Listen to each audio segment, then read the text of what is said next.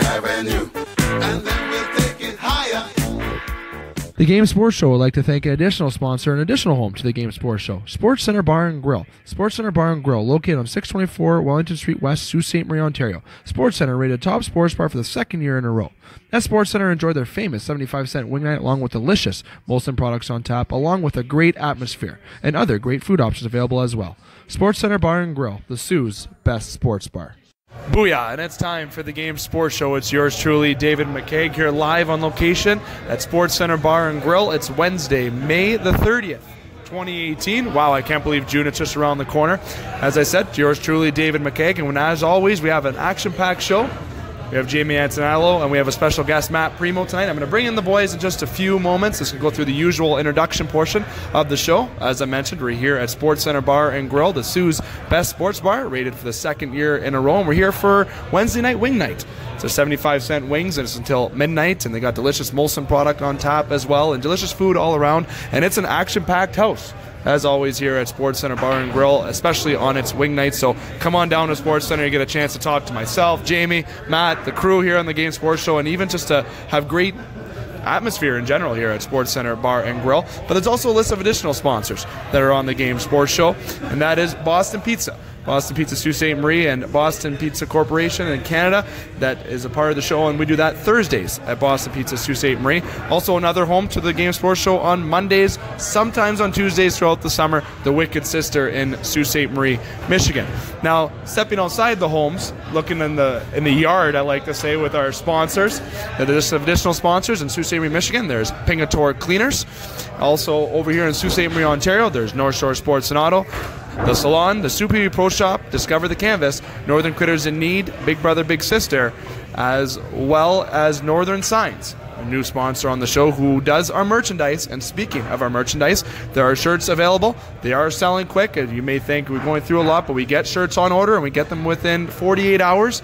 So you can simply order a shirt. It's 100% towards donation, towards Northern Critters in Need and Big Brother, Big Sister. It's $25 a shirt. I'm currently wearing one of the shirts right now, and you can get the shirt's nice black. It fits well. It fits typically a unisex shirt.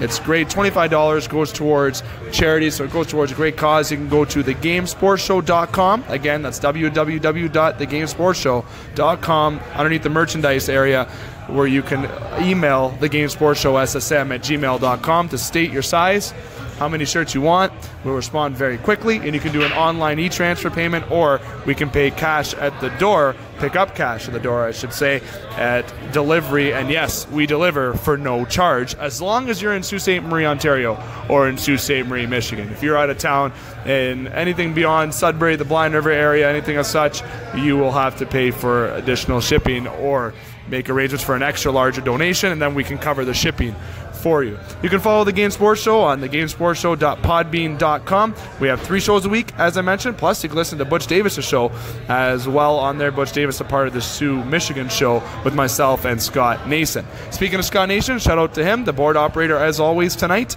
as he always does a great job, Scotty.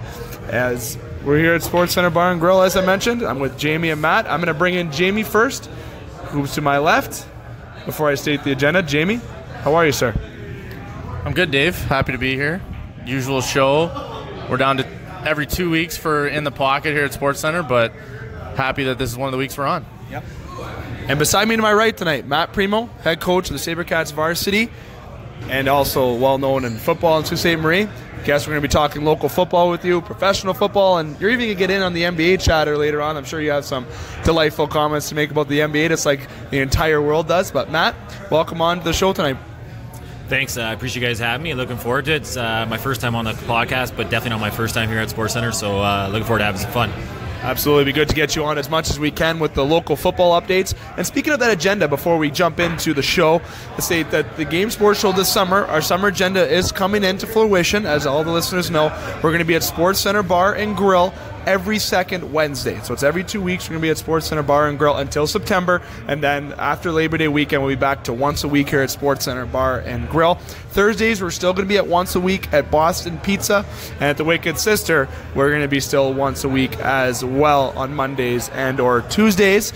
As you know, the Wednesday show, this features football, basketball, golf, and kind of the variety of sports. And obviously in the summer, those kind of die down as Thursdays focus on our hockey and baseball show. So that's why we continue the once a week there. And Monday show, it's the same thing as Thursdays, and in common sense of doing the show in towards baseball, local baseball. And this year we're going to get a lot into local sports with Sioux Minor baseball and also with football with the Sabrecats as well. As Jamie, you are a part of the staff of the Sabrecats, so definitely have that. And also this week we'll be at Boston Pizza, and we have a special guest, Greg Hartsburg, coming on, so make sure you follow with that as well. So Jamie, tonight's show, speaking of that agenda, we're going to be talking about local football, obviously the Sabrecats, and how week one of yours went.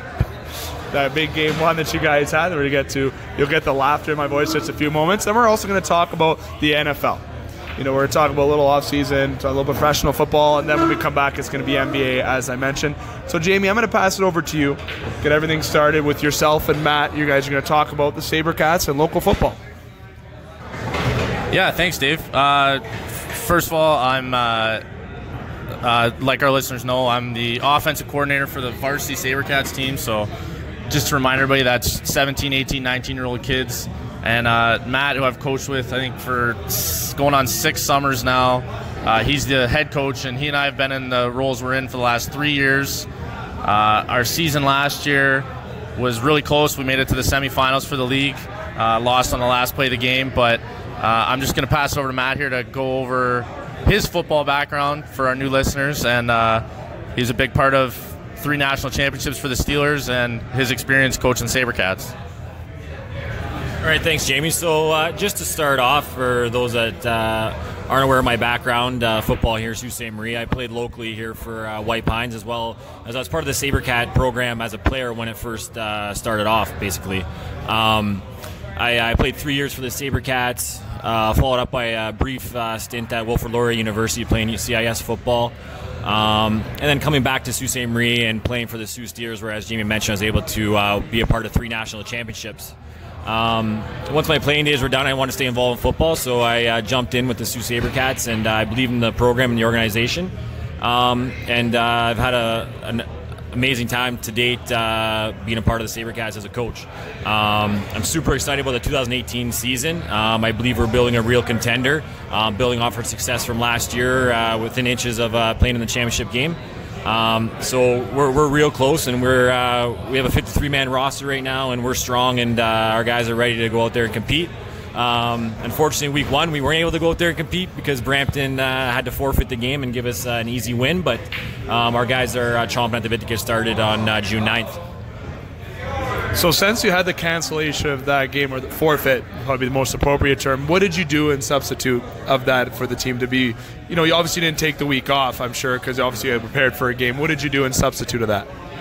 So we wanted to give our guys a chance to compete, right? And we wanted to go live action, kind of live bullets type deal. So we went, we had a blue-gold scrimmage game. So we did everything, pre-game warm-up, had the tunes going for the guys, went blue versus gold, offense versus defense. We had a scoring system we put in place and allowed the guys to go full out, because in practice we kind of put the reins on them and don't let them to go completely full go. And we brought out, made it a game-like situation, and I think the guys really enjoyed it. We had a good turnout.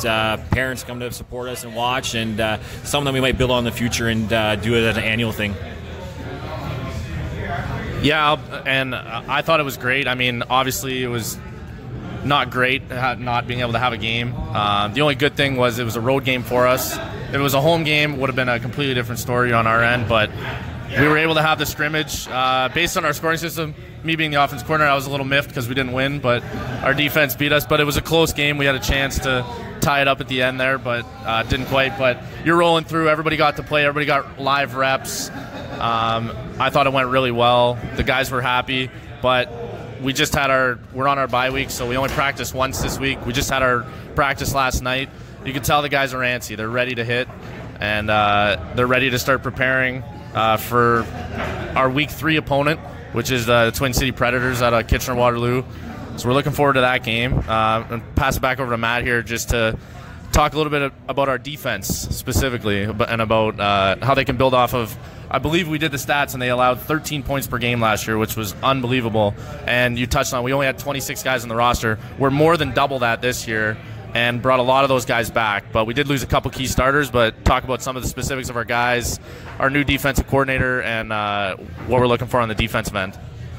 Yeah, absolutely. Last year, our defense was the heart of our team last year. Like Jamie said, we gave up the fewest points per game in the entire league. We knew we were going to be in every game because our defense would hold us in it. And we're expecting a lot of the same of this year. We think we have a great defense. At this time of the season, usually defense ahead of offense, but we've seen in practice that our defense is really solid. We had to part ways with our defensive coordinator from last year because he's preparing for another CIS season at Waterloo, Ray Duplin. But we brought in another Waterloo alumni to be our defensive coordinator, and that's Christian Mahler. He was a stud at University of Waterloo, played both ways for them actually. He's been great so far. The defense, the guys are excited. The energy has been great on the defensive side of the ball. We expect to have a similar defense as last year. We have guys.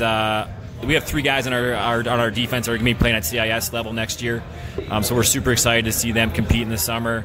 But yeah, I mean, I think opponents are going to fear coming to play our defense. We got guys that can hit and fly around and get to the football. So we're really excited. I think we're also excited on the offensive ball. We've never seen this type much of depth on our offensive side of the ball since I started coaching.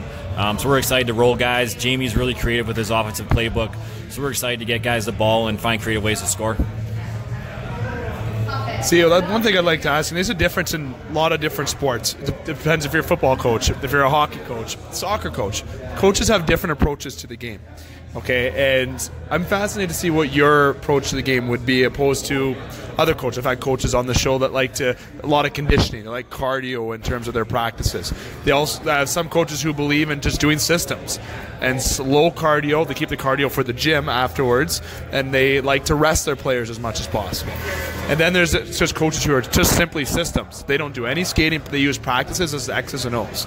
How do you address, or does it depend on being an offense, like looking at the offense or looking at the defense, depend on the guys, the quarterback, especially in the football aspect? So for us, we like to break our practice time up. It'll be strategy, X's and O's, where we slow things down. But really one of the big focuses, I don't know, since I took over is competition period. So we want our guys to compete. We think it's a learned skill to compete. So if we can replicate game situations in practice and have our guys competing throughout practice, and we'll go from a competitive period, then we'll kind of slow it down and then go to more system-based. That's our approach. We try and be really structured with our practices. Things move really quickly. We'll go for a competitive period to a systems period, then back into a competitive period really quickly within 20 minutes. And that's our standpoint. We believe the more we can replicate a game-like situation, that the better off our guys will be. And when they're able to compete with each other and see what each other has to offer, and then play with each other, and when a game comes around, we think that builds a lot of trust within each other and that camaraderie. And we saw the success that it was able to help us last year, that helped us build from. And we think we're going to keep on going the same direction, hopefully build off what we did last year and have more success in 2018. Well said. I'm going to go back to you, Jamie. Yeah, like Matt said, I think since he elevated himself to the head coach position in varsity 3 years ago, our competition is the number one thing that's improved. Not that we weren't competitive before, we're just making more time where we're much more segmented in practices, which is when our number one goal is to send guys to the CIS level. We want guys to go play, and not everybody that we have wants that, but the guys that we do, if you're getting recruited to play outside linebacker, we're going to play you at outside linebacker. We want to give you the best chance of success. And when you get to that level, that's how practices are run. It's 10-minute periods. They blow the horn, right? Guys are moving. It's quick. You know what you're doing ahead of time. We're moving drill to drill to drill. And it's tough if you haven't coached like that before, right? And Matt and I have been together here for a little bit, so we're able to bounce stuff off each other. We know how the practices need to work. We know what we need to work on. And we brought up a couple of our guys that are new to the staff, came up from our JV team last year, including Christian, our DC, who a lot of those guys that came up from JV love him, brings a lot of energy. They respect him like crazy. The guy led the country in interceptions at 1 year when he was playing at Waterloo, so there's immediate respect there. But we're just learning, right? And along with that, right, we're trying to bring coaches along throughout the program, right? So our minor system, so Sioux Minor Football League and the Sault Sabrecats, both junior varsity and varsity, are all under one umbrella now as of 2 years ago at Sioux Amateur Football Association, SAFA. So we're constantly just trying to bring more coaches along because guys will come, guys will go, right? We lost our defensive coordinator, Ray Duplin, because he's training to keep competing at the CIS level. So we're always having to bring guys through. You never know how long either of us will be coaching at that level, hopefully for a long time. But we're trying to bring guys through as we go. But I think football in Sault Ste. Marie has never been better, right? We're 50-plus roster in varsity, 40-plus in junior. I think we have almost 500 kids playing Sault minor ball this year, which is unbelievable. And I'll let Matt kind of touch on the whole program as a whole, just because he's got a much bigger role than I do. I help out when I can, but he's in the thick of it.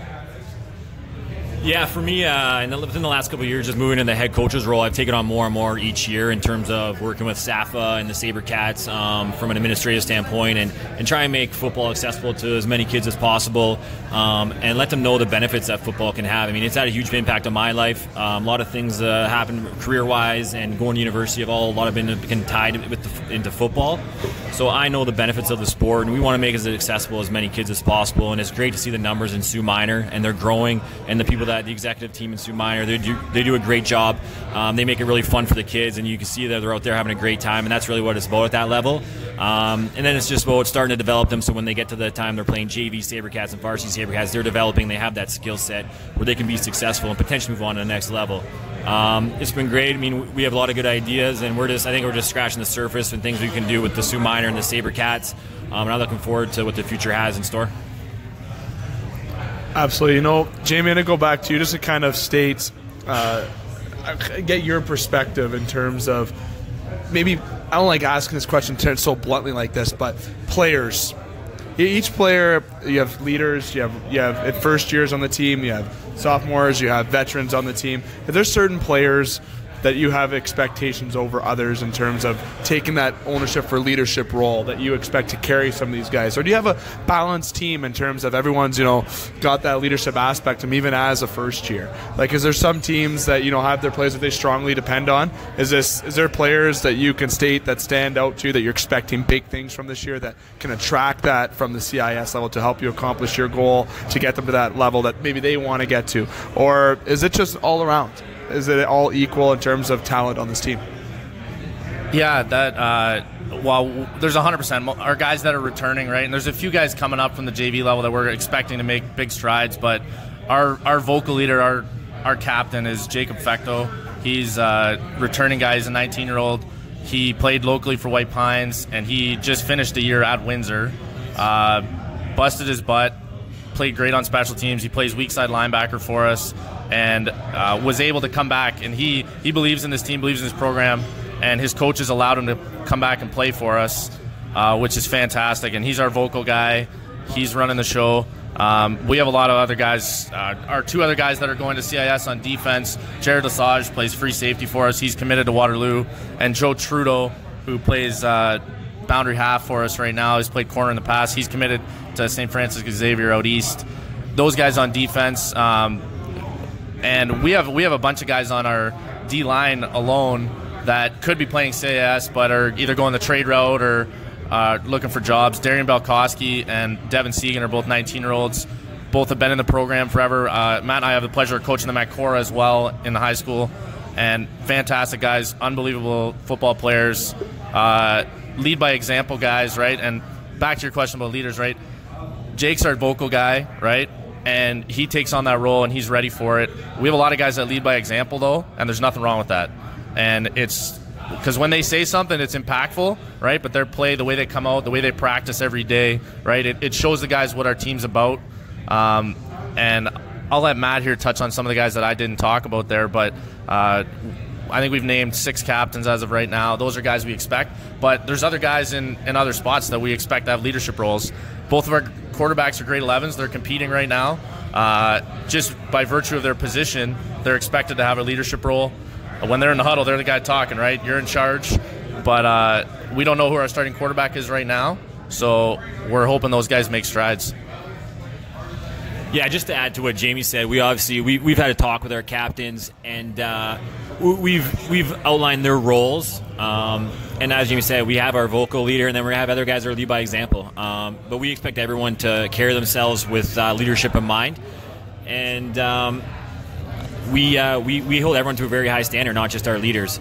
Obviously, we like our 19-year-olds to take that place as they're more mature players on the team. They've been a part of the program for 3 years, most of them now. So we like to take them to take on that leadership role and really be the ideal Sabrecat, right? What we want our guys to try and achieve to be.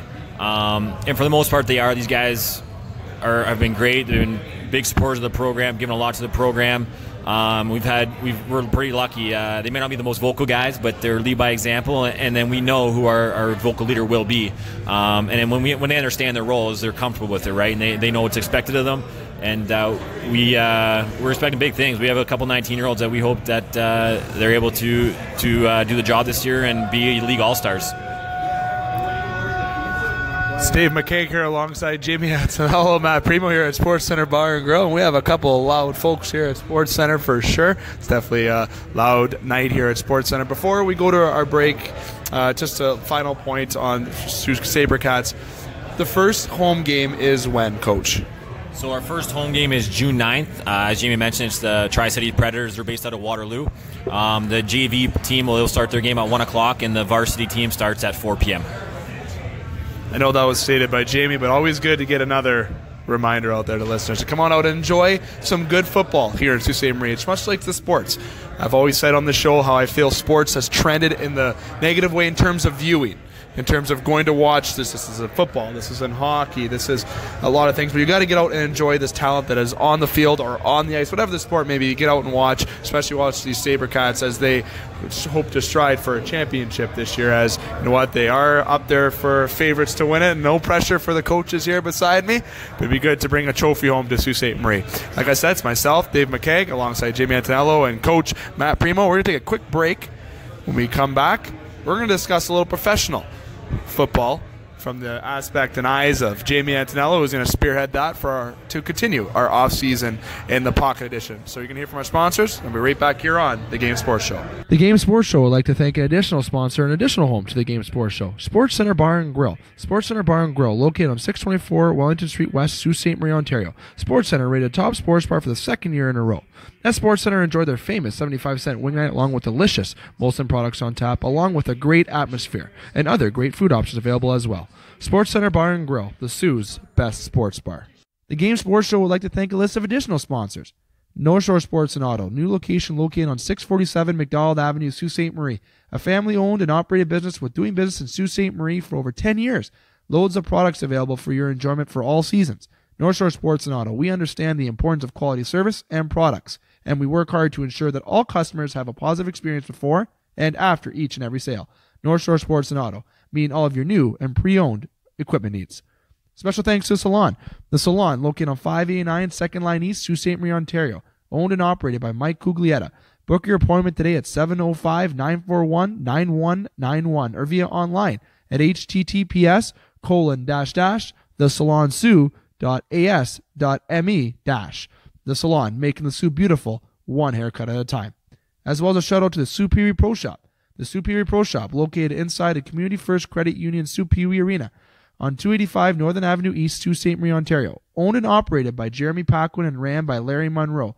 Superior Pro Shop, for over 40 years, meet all of your skate sharpening, skate repair, and hockey needs. Also to Discover the Canvas. Discover the Canvas, located on 317 Wellington Street West, Sault Ste. Marie, Ontario. A beautiful new renovated building owned and operated by expert artist and Sioux native Katrina Thibodeau. Katrina taking her talents of the ink in Sault Ste. Marie and truly creating the best and most realistic art locally.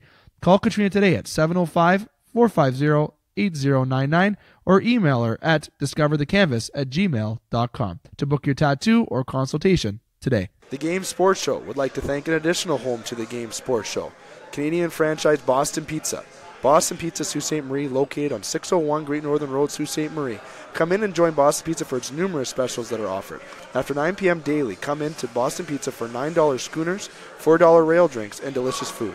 Boston Pizza, Sault Ste. Marie, you're among friends. Hi, this is Joe Bowen, and you're listening to the Game Sports Show from Sault Ste. Marie.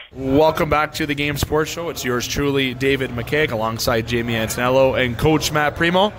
Call you Coach. That's how I'm going to go pass over to Coach. You like that? It makes me feel old. I don't know. We're here live at Sportscenter Bar and Grill in Sault Ste. Marie, rated the Sioux's best sports bar for the second year in a row. And you know what? Great atmosphere as always here. We're here for wing nights, 75-cent wing nights. Come on down to SportsCenter and enjoy those great wings and just those great Molson products as well. Speaking of Molson, Dustin Grondin, I give him a shout out. We know he couldn't make it tonight. He's still on maternity leave or paternity leave. The correct term. It's so you get a year off once you have a child. But he says in September he'll be back in full force. So I'm holding him to that. Had to give him a little shout out for a little laughter here as we were discussing him off air. We were discussing a few things off air actually. We were talking, just in terms of the show and the history of the show. And you're not no stranger doing podcasts yourself. Speaking and all that fun stuff. Are you, Matt? Well, this is my probably first one that'll have any kind of popularity. I appreciate that. I'm flattered. But I've gotten into the podcast game the last couple of years, listening to a lot of sports podcasts and comedy podcasts, and I enjoy them. And now it's the only way I can fall asleep, actually. So. Well, that's good. Hopefully, the listeners out there, hopefully I don't make you fall asleep. I know I talk a whole bunch. Jamie can attest to that. I don't really shut my mouth at all. But at the end of the day, we have fun here on the Game Sports Show. So, it's been a good 4 years, Jamie. It's still ascending. And like I said, we got shirts on sale, pictures going out through restaurants, popularity growing. I have to give a shout out to listeners for the faithful listeners that we have that are in the thousands plus now that are just absolutely amazing, loyal listeners. Don't be shy to reach out to me. I'd like to give you a thank you something from the show for being loyal listeners, and we appreciate you listening to the show. Fellas, we're going to continue with the off-season edition of In the Pocket. I didn't really have a clear intro on that at the beginning of the show when I said off-season in the pocket. But I'm sure people got the gist of it because it's a big part of the show, a popular part of the show. Jamie, I'm going to go over to you to kind of spearhead this. I'll get my 2 cents in there and sneak my way into there with different comments. But some NFL news we're going to get to in just a few moments. We're going to start in a different area first, the CFL. We don't talk too much about the CFL in terms of the show. We have our In the Pocket segment. It's NFL. And it's an hour, sometimes 2, sometimes 3 hours if you listen to the older shows that we've had. But for this, we're going to talk CFL. And the reason why is because we're going to talk about Johnny Manziel. The guy has signed with the Hamilton Ticats, former first-round pick of the Cleveland Browns. Money fingers. But, yeah, and he comes out when he got drafted, getting the money finger. He texted Cleveland Brown organization, let's get a Super Bowl. Definitely didn't happen. The guy partied like it was 1969 and every party he went to, and now he's doing well for himself. He's playing for the Hamilton Ticats. He's smart enough. He had a good interview on Tim and Sid, and it seems like he's trying to get back into it. I give him credit for that. People make mistakes when they're young. We all have. I haven't made those types of mistakes, but at the end of the day, mistakes still happen. So, Jamie, I'm going to go to you to get your comments on Johnny Manziel's return to football in the CFL before you pass on over to Matt for his comments. Yeah, it's comeback season is in full swing. Johnny announced a couple days before Tiger Cats training camp opened that he would be in Hamilton. He'd signed with them, and it's just been released now. He's going to take the number 2 quarterback reps in their upcoming preseason game. So I'm pretty interested. Honestly, his skill set could absolutely rip that league apart. It's not even close. And Doug Flutie's the easiest comparison for him. A guy who won back-to-back-to-back MVPs in the CFL and then went back to the NFL to finish his career. So I'm pretty hopeful for him. I mean, he's screwed up a lot in the past, and I mean, hopefully it's behind him. Hopefully he can kind of figure it out. But I'm sure going to watch a lot of – I'm probably going to watch every single Hamilton Tiger Cat game this year just to see if Johnny gets on the field. And when he's the starter, I'm 100% tuning in, no problem. Yeah, I'm excited. Anyone that's watched Johnny Manziel from his college days knows he's electric. You're going to see those number 2 Johnny Manziel jerseys fly off the shelf there in Hamilton. I can't wait to see him get into a game. I think once he gets the opportunity that he's going to take a run with it. That type of athleticism and football skill. I mean, I know Johnny Manziel or Masoli's a starter right now, but I think if Johnny Manziel does get his opportunity, I can see him taking over very easily. I know there's talks about when you think that'll happen. I mean, I think it'll be sooner rather than later. I don't see it lasting till September. I don't think you can have that type of football talent just sitting there with holding a clipboard on the bench. So I'm excited. I'm a Johnny Manziel fan. I'm not a fan of his off-the-field stuff, but I'm definitely a fan of what he does on the field. I know he's talked about whether or not he's going to do the money sign when Money Manziel when he gets a touchdown. I kind of hope he does. I mean, it's part of his thing. It's part of his allure and why I think everyone likes him. Or most people like him. Some people may hate him. I mean, I like him from a football standpoint, what he can do on the field. So I'm excited to see the Hamilton experiment, and he's signed here for 2 years, so we'll see what he has to offer. Jamie, before I go back to you, I just got 2 cents with it too, to echo what Matt said. It's an opportunity for him to prove himself that, yes, he has the talent still, even though it's the CFL compared to the NFL, but to show he has that responsibility that he has actually matured, because he wasn't mature.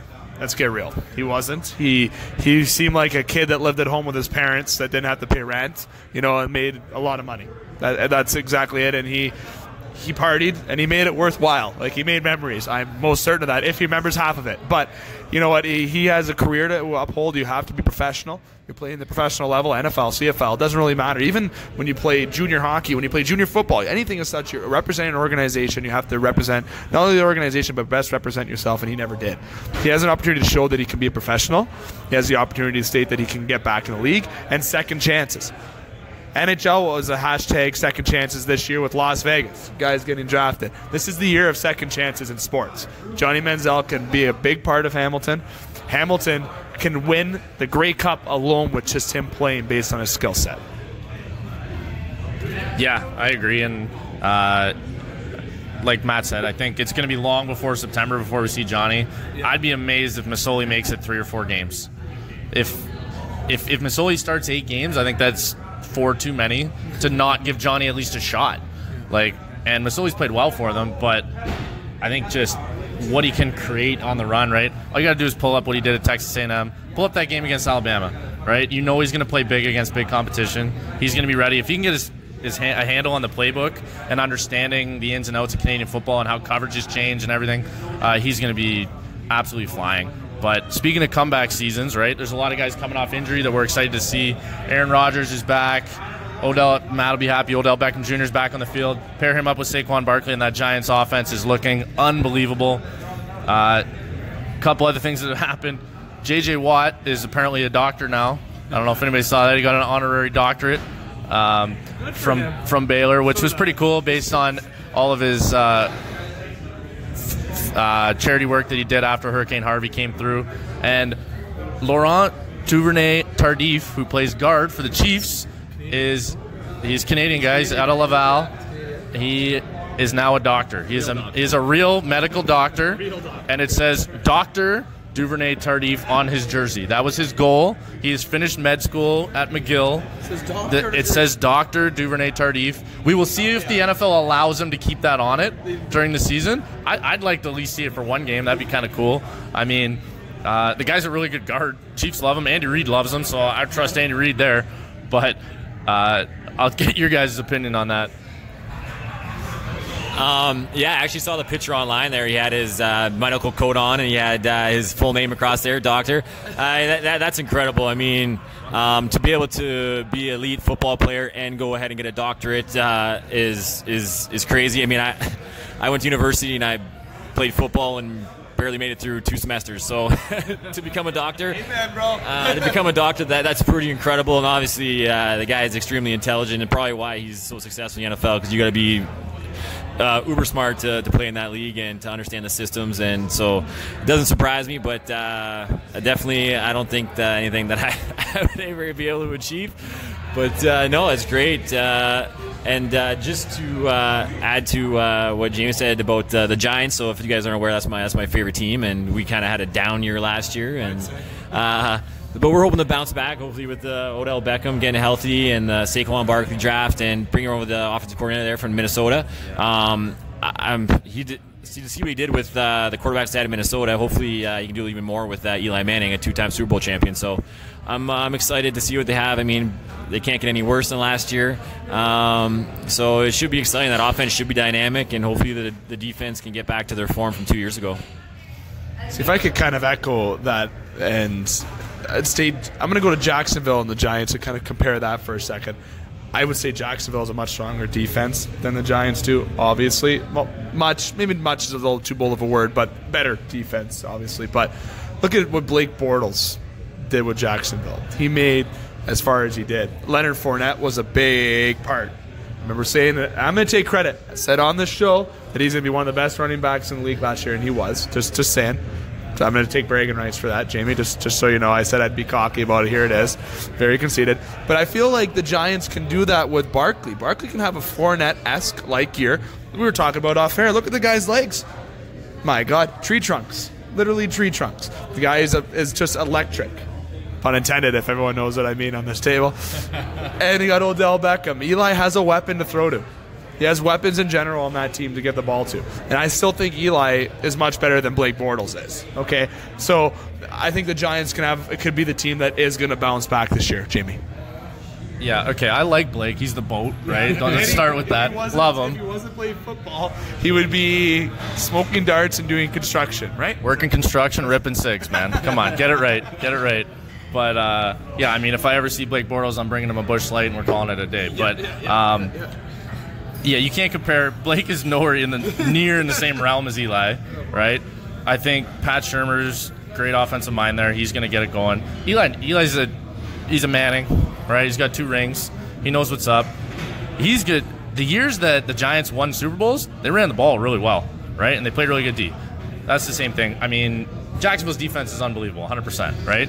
And Blake played about 3/4 of his way to a Super Bowl, and then Tom Brady took over in the 4th quarter, and that's what you do, right?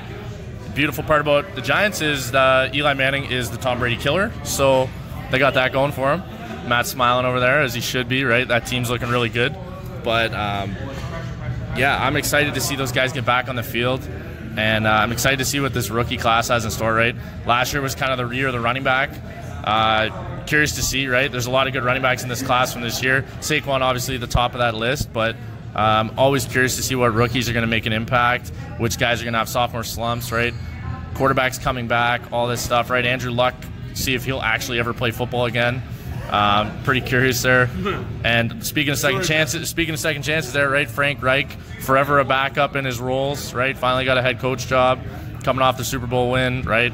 Where he coordinated another backup quarterback to a championship. So pretty curious to see all these guys that bounce back, and I'm going to be excited to watch the Giants play. Yeah, back to Saquon Barkley. I'd like to see that guy shop for a pair of pants because I don't think I don't think he has a pair of pants in his wardrobe. Where's the stretching? Yeah, exactly. I think he's gonna bring out the crazy wear, I think. But no, he seems like he's gonna be an absolute stud. And Oh God, yeah. I mean, I don't want to go too long about the Giants, but they got a lot of weapons on offense that I'm looking forward to seeing them utilize. In terms of the rookie class, I'm also a Baker Mayfield fan, so I'm looking forward to see what he can do with the Cleveland Browns. They got a lot of weapons on offense. So they got Landry there now. Josh Gordon's back. Like those guys are dynamic, and you had hopefully Baker Mayfield. And he may not start right away. Maybe see Tyrod, but he's dynamic as well. That offense should be dynamic. They have no reason to go without a win this year. So so I'm interested to see how the quarterbacks from this draft class do. I mean, there's a couple guys, high draft picks, and they had some successful college careers. So we'll see what they can do. How many guys jump in and are able to play in their first year? But no, I'm looking forward to it. I don't know if I'll be drafting any of them in my fantasy league, but we'll see. I'll be looking for Saquon Barkley high though. I'm going to say right now, because I'm a biased dude, Pittsburgh Steelers Super Bowl champions this year. Just saying, flat out. I wonder what my favorite team is. Primeau, I guess. Antonio Brown this year. Call Vegas. Get that bet down now. I should. You know what? Speaking of bets, I should have put a bet on the Golden Knights. We don't have to go there. We were sitting here talking about doing it. $20 on them to make the playoffs. 20 to 1. What was it? Sorry, 200 to 1 odds for them to make the playoffs. 500 to 1 odds for them to win the cup. Okay, sorry, we're getting off topic, but I can't believe it. Speaking of bets, make your bets is the point. Make your bets. Just go ahead and do it. What's $20? I think we're spending money when we just walk out the door and start my Dodge Ram. I'm spending $20 driving down the road at the end of the day. You know, moving on with the NFL, and I'm interested to get your key on this, Matt. Okay? Big topic in the NFL right now. The president.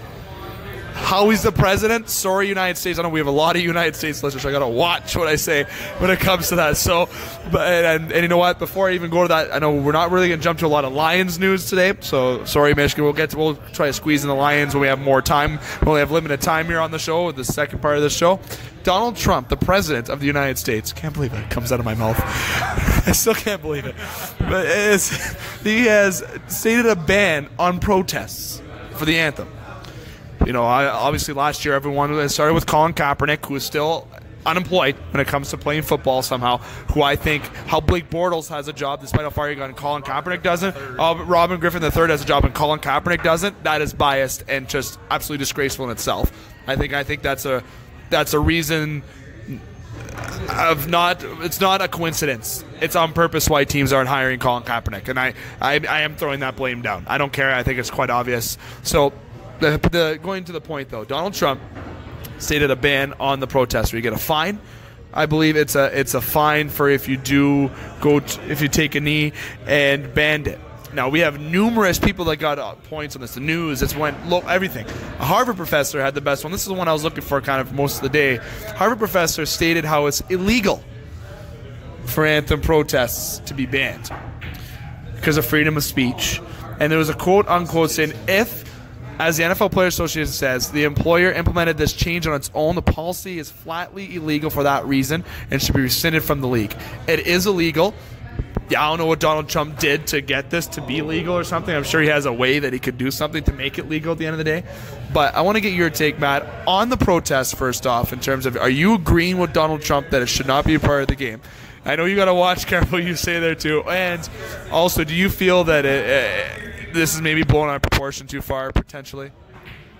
Yeah, I mean, I definitely think it's blown up way too far. And I'm glad you reminded me that there's American listeners before throwing into this, because not that I have like a strong viewpoint on Donald Trump or his views, but I think you're going to see a lot of teams take the policy. I've reviewed the policy, and they're allowed to stay in the change room if they would like to, as opposed to kneeling. I think you're going to see a lot of teams. That's it. I think you're going to see a lot of teams staying in the change room as opposed to coming out and kneeling. That's right. In terms of, I mean, it's a peaceful protest, and we've become democratic countries, North America, like U.S. and Canada. If you want to peacefully demonstrate in some way, I mean, I think you should be able to.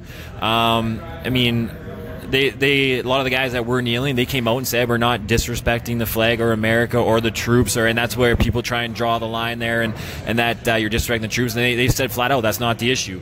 They have police brutality and the way that African Americans are treated in the United States, and there's a lot of facts and documentation to back that up. So I think that they're standing up, and with the number of African Americans in the NFL, I think it's a justful cause for them to stand up for, right? So I mean, I understand both sides. It's a business for the NFL, and apparently they lost a lot of money last year because of this anthem protesting.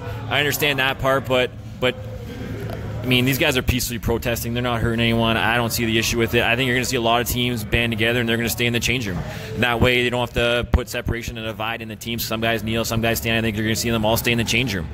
Other teams, you'll see the whole team out there standing. The team may force them to do so, and in the end, the team pays the bills. So they're paying these guys salaries. So if that's the team policy that everyone goes out there and everyone stands and does whatever, then I mean, in the end, like, if my employer told me I had to do something, I would probably do it because I want to get paid every 2 weeks. So I understand it might get to a point where I said, no, this isn't the place for me, and I'd find another employer. But everyone has bills to pay, right? So even in the NFL.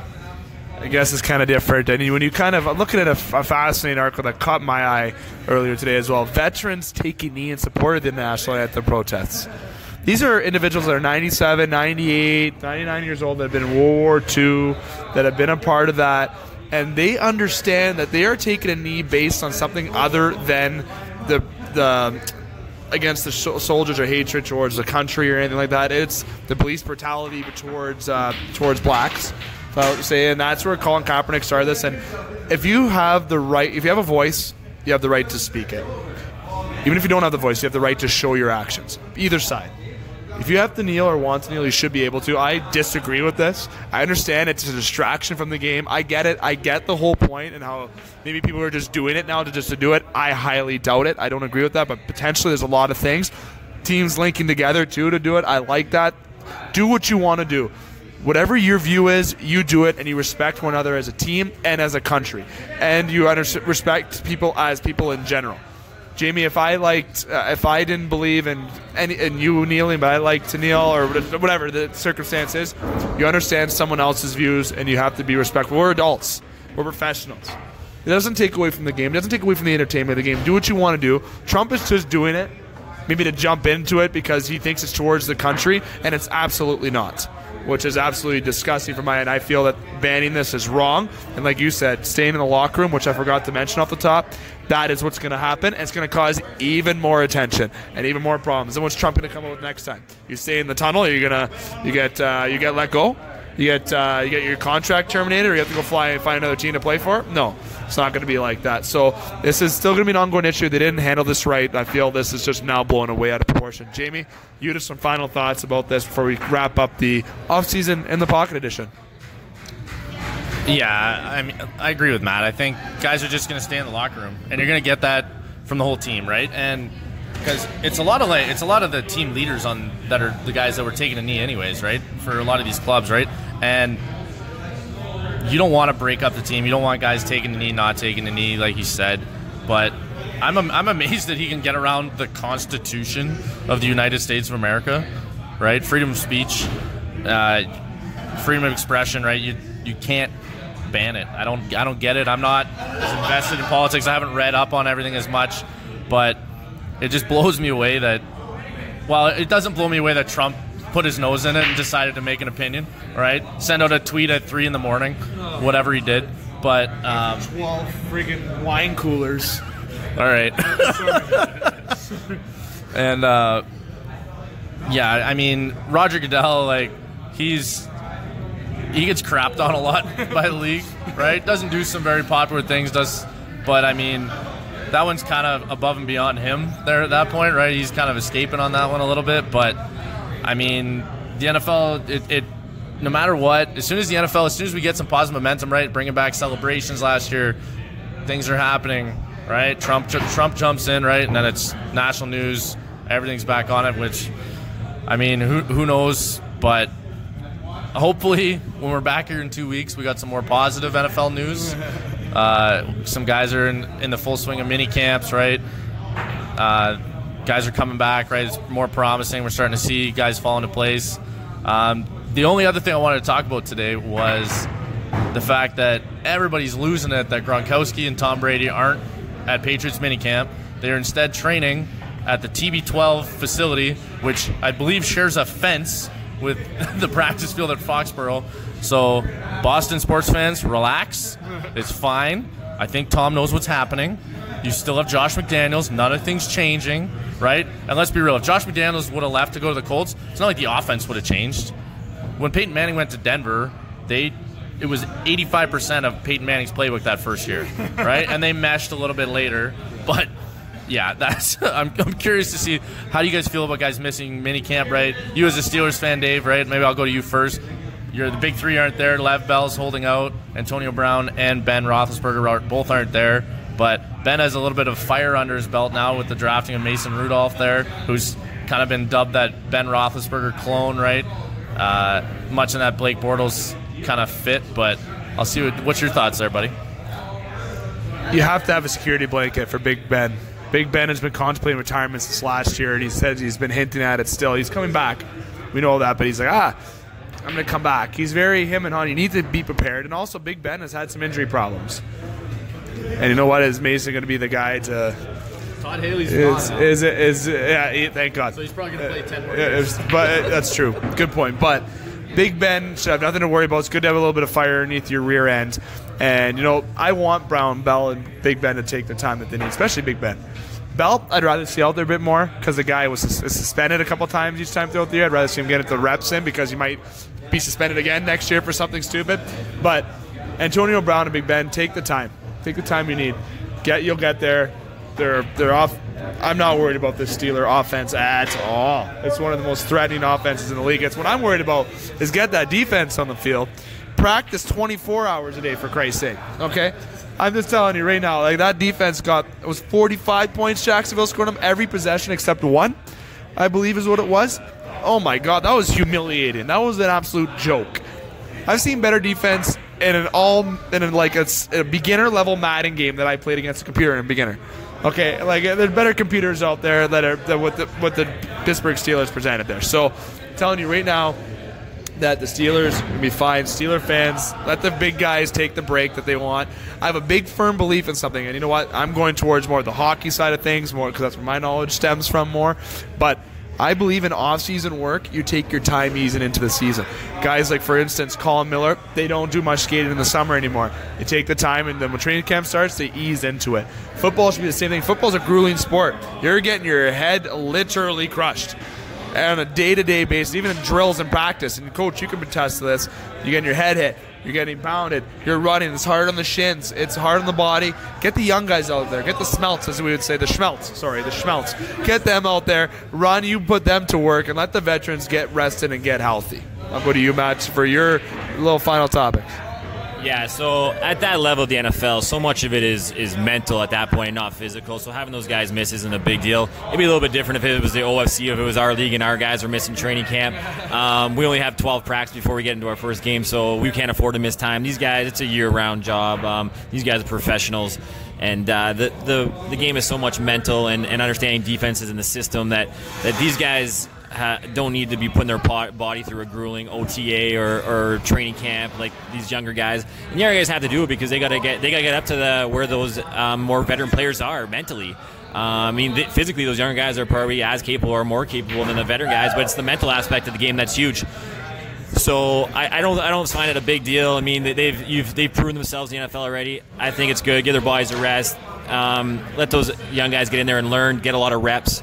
So I wouldn't take issue with that if I was a fan of the Patriots or the Steelers at all. I mean, let those young guys get their reps and they can grow and get to a level where they're closer to those other guys. I mean, those other guys have already proven they're elite level NFL players, and I just don't think they need that time. So that's my thought on it. But definitely excited. I know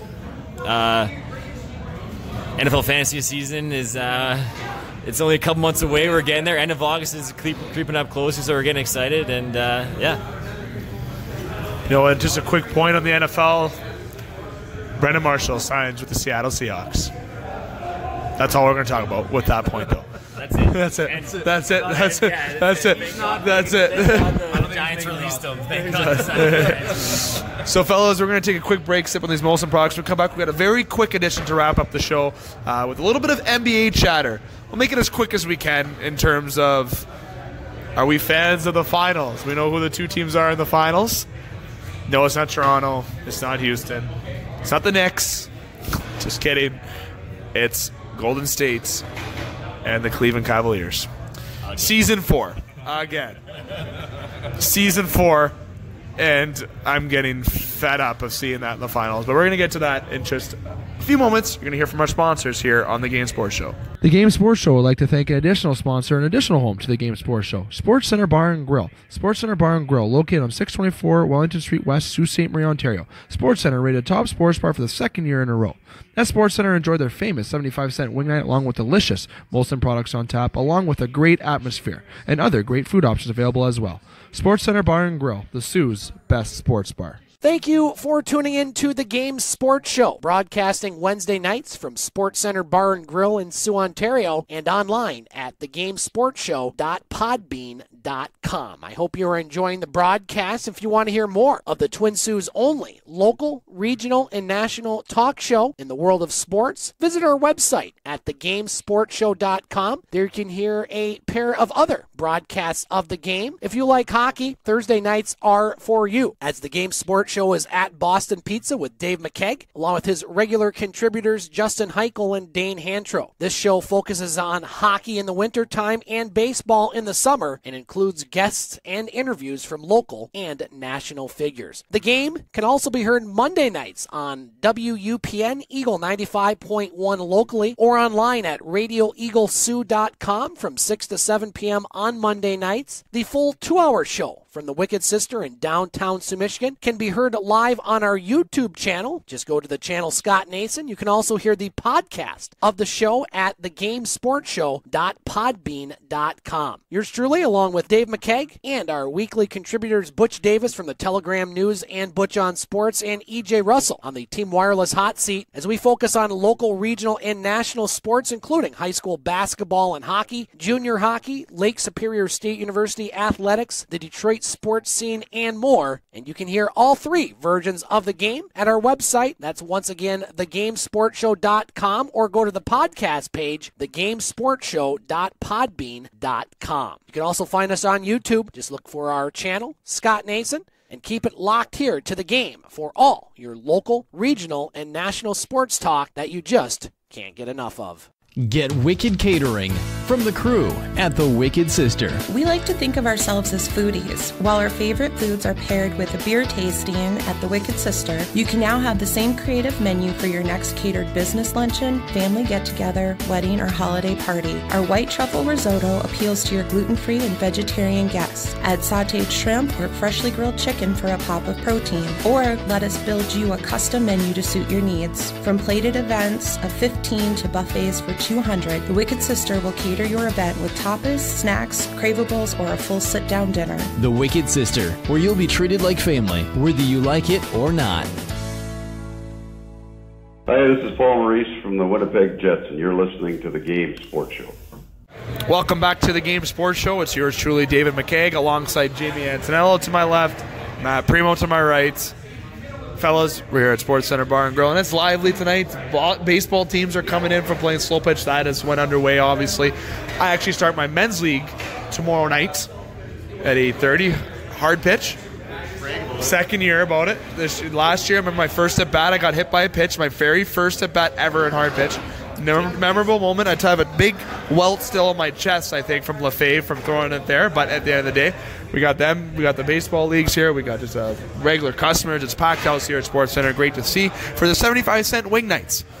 You know, the Game Sports Show has been part of Sports Center going to its 4th year, and we're much thankful for that. And also with Tiana and Alicia White, the beautiful waitresses here that we have on the day-to-day Wednesdays, along with Krista, along with the staff. Even Frank's beautiful.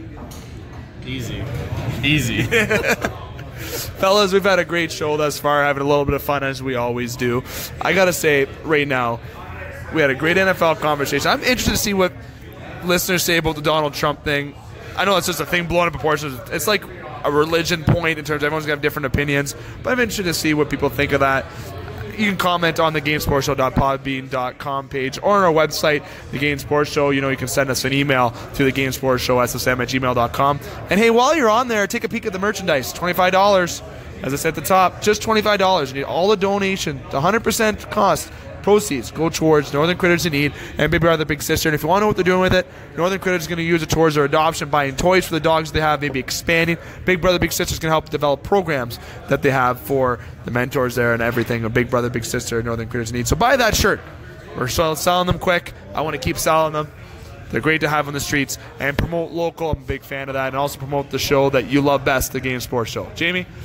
We're going to talk the NBA now. Matt, we're going to talk about LeBron. I hear you're a big fan of LeBron James, especially. So we're going to jump about the NBA.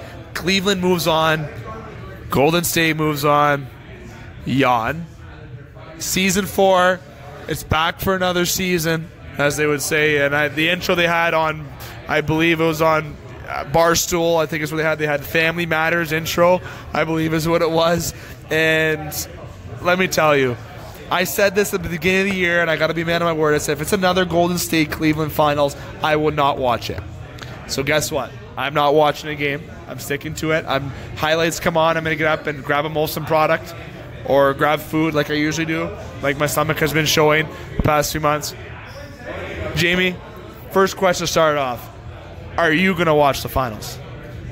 Well, I think I have to because I'm the only other analyst now on Wednesdays, so no one else is going to talk about it. But yeah, I'll watch the finals. I always watch the NBA playoffs. I mean, rooting for the Raptors, you never know, but Big Bad LeBron came into town. But, yeah, season 4, I mean, you'd like to see somebody else. I mean, the only good thing was at least they had to claw and scratch to get there a little bit. So it made the Eastern and the Western Conference Finals exciting. Although, I mean, Boston played Game 7 basically the way they played all year. They just couldn't score, right? And LeBron went big right at the end. It was a close game the whole way. And Houston, every single game they lost in that series, they just fell apart. It was like missing Chris Paul wasn't a help either. But I mean, for 3 quarters of the one game, it was fine, and then James Harden forgot how to play basketball for the last 10 minutes of one game. Of course he did. But who knows? How much did Golden State pay him? Do I jump to that? Maybe. I'm just kidding. I won't open up that bag of worms. That's a hot take there, Dave. But yeah, I'm curious to see. I mean, I still think Golden State's going to win.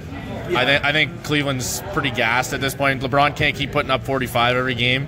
I mean, he can, but I don't think he's gonna win 4 games putting up 45 for 7 in a row. I just don't think it'll happen. You know, I'll say before I go over to you, Matt, is that the reason why I say I'm not going to watch the finals, I have to be a man of my word. I did say at the beginning of the year that I swore to God that I would not watch the finals if that happened.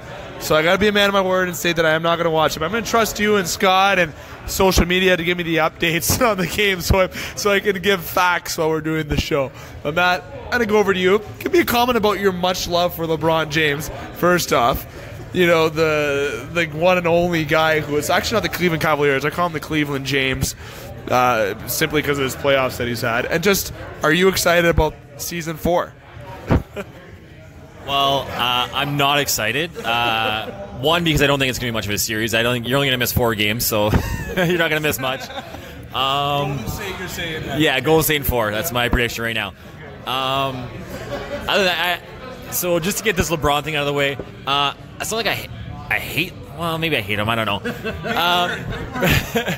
But I do think he's probably the best basketball player of all time. So, he's a great basketball player. There's no doubting that. The guy is unreal.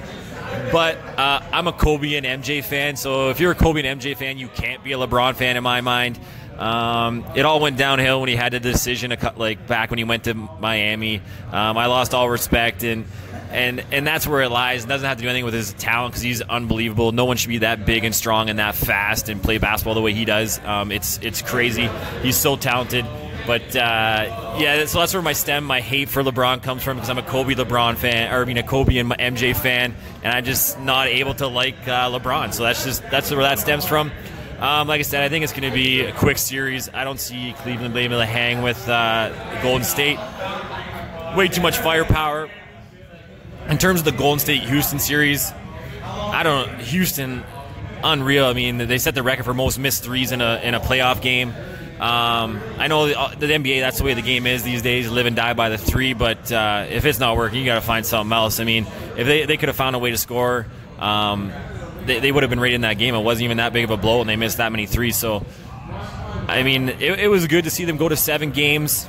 I think that the finals isn't going to be as exciting. I think that Golden State will take it away. I wish there would be more parity in the league. It sucks to see 4 years in a row the same 2 teams. It's not exciting for fans. I don't know if the NBA likes it or not. From a business standpoint, I don't know if they like it. But I mean, everyone said at the beginning of the year there was going to be Golden State and Cleveland, and then we sit here and it's Golden State and Cleveland. And you look at the NHL on the other hand, and who would have said that was going to be Vegas and the Caps, right? So I think that's exciting to see different teams and everyone having an opportunity for fan bases, right? You want to know that your team has an opportunity to win each and every year. And right now in the NBA, that's not the case. So that's my standpoint on it. But like I said, my prediction is probably going to be quick. Although last time I had a bet on the Golden State. I had a bet on Golden State and the Cavaliers, and I took Golden State, and I was the bet was I would have to wear a Cleveland jersey, LeBron jersey to practice for the week. I actually never followed through on my bet. I still owe Ray the Cleveland jersey, so maybe I'll go double or nothing. We'll see if I can. I'll see if I can get some of that back, but I'll have to message Ray and see if he'll take that wager. Right now, I don't think he would want to. Jamie, to you, sir. More on that bet. So we're talking about Ray Duplin, who is our old defensive coordinator for Sabercats. As much as Preems doesn't like LeBron, Ray may hate Steph Curry more than any single human does on the planet, which is hilarious. And so they had that bet going back and forth, and I tried to get in on the bet somehow, and I called it. I just called a sweep. I didn't care who swept. It wasn't going to be a sweep. Didn't happen. So I lost my bet too. Nobody followed through. But we'll have to see. If Ray ever returns to our staff, maybe. In all fairness, it wasn't my fault I didn't follow through. I don't own a LeBron jersey, so nor would I ever own a LeBron jersey. So Ray was supposed to bring it to practice for me to wear it because he has one. So it really wasn't my fault. Ray, if you want to bring me the LeBron jersey, I'll wear it one of these days. But I think if we go double or nothing, we'll be all square. I want to speak of bets that we talked a little bit earlier in the show. I think it's 600 to 1 odds for Cleveland to win Golden State right now. As I'm gonna get those odds. I think so. I think it is something around that. We're gonna confirm that in just a few moments. Producers will let us know in just a few moments. But Jamie, does Cleveland have any chance to win this? I mean, I'll be nicer than Matt was. I'll say it goes to 5 games, but I'll tell you, I'll be floored if they win, if they force it to 6. I'll be floored, right? That's all I can say. They barely got by Boston Celtics without Kyrie and Gordon Hayward. They did sweep the Raptors. Okay, LeBron is the kryptonite for the Raptors. He caught absolute fire in that series, which was just it was unreal how hot he was in that series, LeBron, and they couldn't do anything. And I mean, I just feel sorry for Raptors and Raptors fans. I am one of them. I do cheer for the Raptors, but yeah, I just don't see, if you can barely get by a Kyrie Irving-less Celtics team, I don't think they're going to get by a team that's loaded with all-stars in the Golden State Warriors. So let me state here. I got a little laughter in the background for it. Obviously, the Warriors opened up with big odds. I was seeing the plus 600 side of things. I jumped to conclusions here. There's 6 to 1 odds. So 6 to 1 odds to defeat Golden State. So let me, if everyone was so excited to put a bet in, let me rephrase with that. So that's why we get things corrected here and 100% on the show. So we still worth putting a bet down. Want to throw $30 down? I don't know. Quick. I guess just a quick math. Jamie, I always had to think for a couple moments there, but at the end of the day, Cleveland Golden State, that has to change. I predicted Rockets Raptors this year. That was my prediction, and it all did not happen. I'm just kidding. Didn't even happen. Second round, the Raptors didn't even get past. Too bad Harden couldn't defeat Golden State. I knew when Golden State won game 6 to force game 7 that was it. And same with Cleveland. I was like, here we go again, season 4. And it happened that way, and at the end of the day, it is what it is. But I want to get the listeners' take on who you think is going to win. I might not watch it as much because I have to keep to my word and my promise, but I will follow on to it. And I want to know who you think is going to win. But Matt, I'm going to go over to you with some additional comments. So, as I mentioned, I got Golden State in 4. I don't see them coming close to any of the games. LeBron may play superhuman in one game and it may push it, but I really think it's going to be quite the margin. While we're on the NBA, and I know we don't have time, but this may be a good topic for next week for you guys, or 2 weeks down the road. But Brian Colangelo.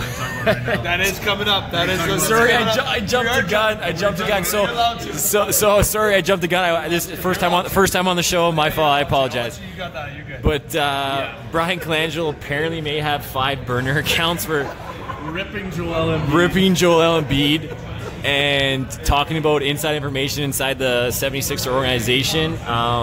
If this is true, this is unreal. I can never believe an executive at that level would do something like that. I wouldn't even do this at the OSC level.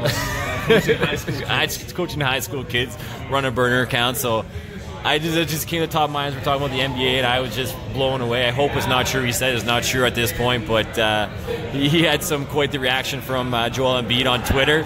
So it has been entertaining for the last couple of days. So interested to see where that goes. But like I said, I got Golden State in 4. I'm going to go bold. I'm sorry. Golden State in 6. It's going 6. Biggest mismatch in history, I'll agree, but I'm going to say 6. LeBron will play superhuman. That's why they traded the guys that they did, because LeBron's better by himself. And I know he has Kevin Love, but the guy has been a washout since he's joined the Cleveland Cavaliers. Corver's come out of the fruition. I love that video on Saturday Night Live when they said, "Oh, I'm the guy who picks up LeBron's chalk." like, if you haven't seen that video, search it on YouTube. It's hilarious. The Colangelo thing. I wouldn't even make a fake burner account for my NHL 18 team. Okay, let alone do it in general. Okay, like, I don't understand. If this guy's an executive, whatever the heck, president, sorry, you gotta make sure I state the correct title, of Operation in Philadelphia, you gotta get things, you can't be doing that shit. Sorry, I'm saying it. You can't be doing that. You gotta be professional. You don't do those accounts. What he was trying to do. What was he thinking?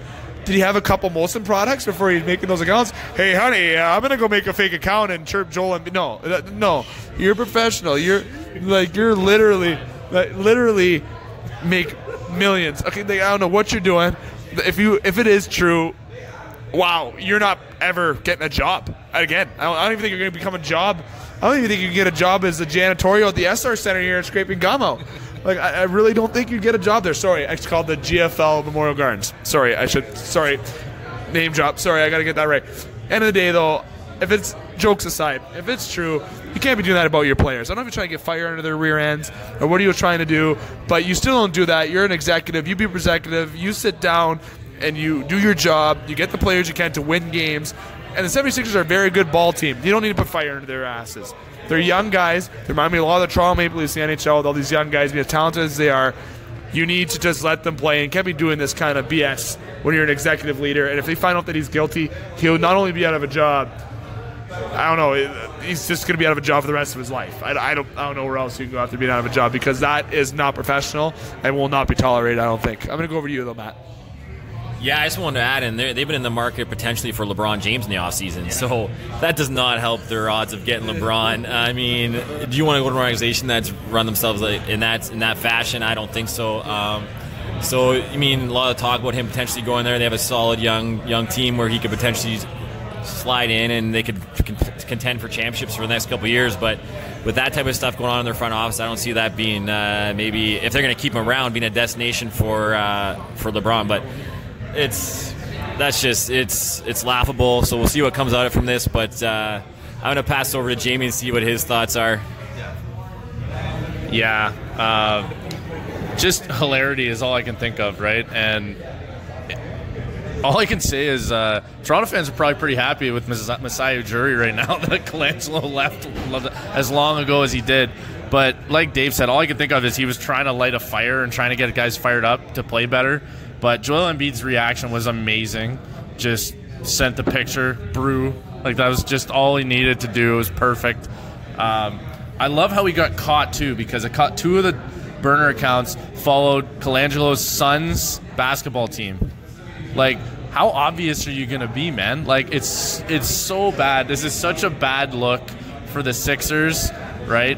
And they've, like, struggled. And Joel Embiid probably gets criticized too much, I think, right? He's been kind of off and on injured here and there.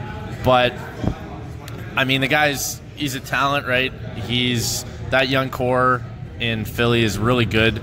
They're going to be good to come for a while. But, I mean, it's just bottom line, not a good look. I think that basically exits them from the LeBron sweepstakes, if there ever was a LeBron sweepstakes. You never know with him. But, yeah, I'm curious to see what comes out in the next 2 weeks, because when we come back on the air for our SportsCenter show here, we'll hopefully have some more information, be able to wrap that up a little bit. But as of right now, it's so up in the air, and I'm just getting my popcorn and going to watch the show. Matt, anything else to add to that point? No, I mean, like I said, it's interesting what will come out of that. Hopefully someone was trolling him and trying to set him up. But, I mean, if it's true, I mean, it's easy to say that he'll be out of a job. Oh, very, very safe to say indeed, fellas.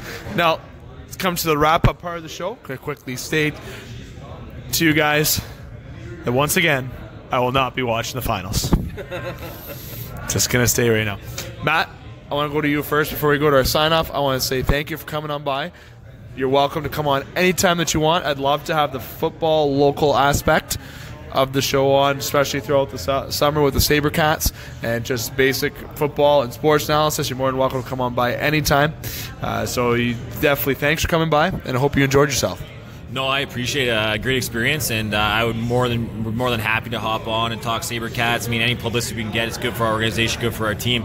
We're hoping to have a successful year, so hopefully we're on here talking about all the success we're having, and we're working towards a championship as the summer moves on. So, no, definitely I'd love to be back, and I appreciate you guys having me. Thanks a lot. Absolutely, and I think it's safe to say partnership with the Sabercats is in full effect because of you being here on the show and with Matt being here. I think it's pretty safe to say on air right now. But, Jamie, I say thanks as always. You're here every week, every second week in the summer, every week in the winter/fall, spring. 3 seasons out of the 4. I want to say thanks for coming on by tonight, pal. Thanks, buddy. We'll see you in 2 weeks. 2 weeks, we'll have the Molson products flowing. Just quickly go through our sponsors, as we always do here. We're live at Sportscenter Bar and Grill, which is one of the homes to the Game Sports Show Wednesdays. It's once a week throughout from September until May. And now we are at the end of May, so going into the summer months from June, July, and August, it will be once every 2 weeks here at Sports Center from 9:30 till 10:30 on their wing nights, 75-cent wing nights here at Sports Center Bar and Grill. Second home to the Game Sports Show, Boston Pizza, will be live on location tomorrow at a different time. We're going to be there tomorrow either at 4:30 or 5:30, and as we plan to have Greg Hartsburg, hopefully it's not a pre-recorded interview. We hope that he is live on location. If he is live on location, we'll be there at 4:30 p.m. with myself, Brad Cochemilio, and Justin Heichel live on location with the interview for Greg Hartsburg as well. And we also plan to have Lane Burton stop on by, but the time issue might be a little bit of an effect in there, as Lane is the guy who predicted the Stanley Cup Finals back in February. So I told him if he gets it on, I'll make sure that he's more of a regular opposed to just the odd guest in the show. So, man of my word, as I always said. So Lane hopefully will stop on by as well for an early edition of the show tomorrow night. We'll be back at the Wicked Sister next week on Monday. We're back to the regular time with myself, Scott Nason, EJ Russell, and Butch Davis from the Wicked Sister at 6 p.m. And a list of additional sponsors here in Sault Ste. Marie, Ontario: North Shore Sports and Auto, Super Pro Shop, The Salon, Discover the Canvas, Northern Critters in Need, Big Brother Big Sister, Northern Signs, and over in Sault, Michigan, Pingator Cleaners, as we stated at the top. Please follow the show on thegamesportshow.podbean.com. Very simple. Click it, hit follow. That's it. Type in your email, you get updates for the show. That's it, that's all. You can download the app on your phone. There's a lot of podcasts on there along with the Game Sports Show, a lot of good podcasts you can follow. Very good, and it's free to use. And when you're streaming it on your phone, it eats minimal data. It's one of the least data usage streamers that you can use. It barely uses 0.1 of megabytes of data. You can have that streaming for over 72 hours. It'll barely eat up over 10 megabytes of data. So make sure you use that on your phone when you're driving in your car. Don't hold the phone when you're driving, but make sure you have it streaming or on your computer at work while you're working throughout that long work day in the office, or if you just need to get by working, listen to the Game Sports Show, the Twin Sault's only local, regional, and national sports show. I want to thank Scott Nason, as always, the board operator. I want to thank the beautiful Alicia White and Tiana Blair. Easy. And also, like I said, make sure you order our merchandise for sale, $25. Proceeds going towards Northern Critters in Need and Big Brother Big Sister. The Game Sports Show, ssm@gmail.com. State your size and amount of shirts that you need, and we can do cash while we do delivery at the door in Sault Ste. Marie, Ontario, anyways, or you can do e-transfer online, and we can also provide a receipt. Once again, thanks to Jamie for coming on by as always, and also to Coach Matt Primeau, as we hope to have on the show much more throughout the summer and time as we like to continue the local partnership with football going forward. And getting to the usual conclusion of the show. The new conclusion of the show has been effective for the months, and people love it. Matt's going to hear it for the first time here live. Despite maybe hearing the bits of the show with Jamie, gets to hear the conclusion part live. Keep your stick on the ice. Swing your bat. Catch your touchdown. Drain your threes. And shoot your shots. Booyah.